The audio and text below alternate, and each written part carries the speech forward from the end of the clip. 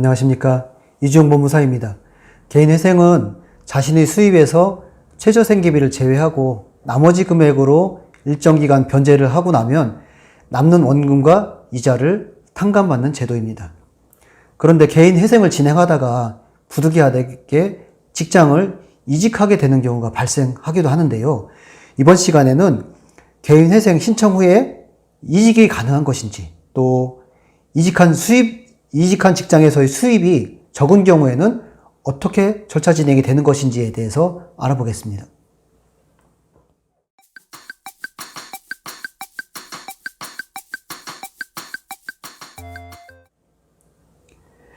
개인회생 신청 후에 이직이 가능할까요?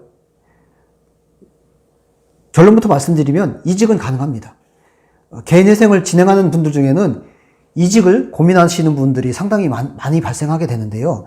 이직을 하려면 다양한 경우가 그 이직 사유가 되는데, 이럴 때 제일 먼저 자신의 개인회생을 진행하는 사무소에 이직에 대해서 반드시 문의를 거쳐서 절차 진행이 원활히 이루어질 수 있도록 상담하시는 것이 중요합니다.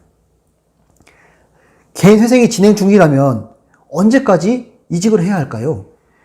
개인회생 절차를 진행 중이라면은 개인회생은 사실은 개시결정이나 인가결정이라는 두 개의 단계가 큰 주기가 있는데요.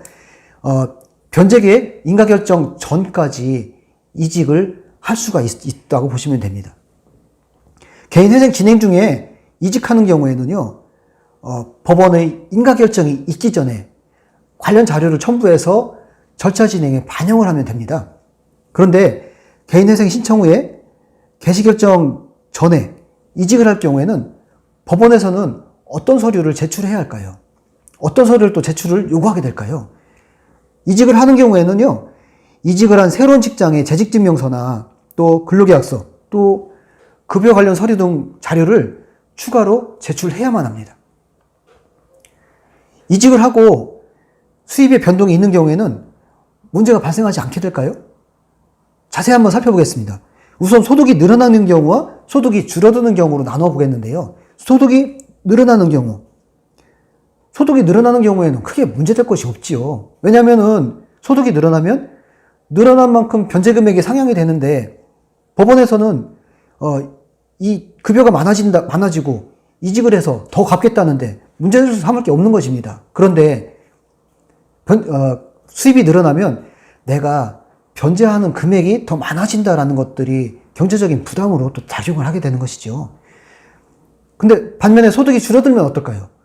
소득이 줄어들 경우에는요, 개인회생을 처음 신청할 때 매달 얼마씩 변제하겠다고 변제계획안을 제출했는데, 이때 현재의 소득을 기준으로 변제 금액을 정하게 되죠. 이직을 해서 결과적으로 수입이 줄어들었다. 구체적으로 어떤 문제가 발생하게 될까요? 줄어든 급여만큼 변제금도 당연히 줄어들까요?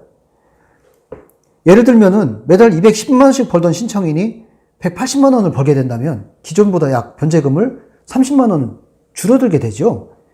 이때 법원에서는 이직으로 인해서 급여가 줄어든, 축소된 타당한 이유를 설명을 하고 합니다.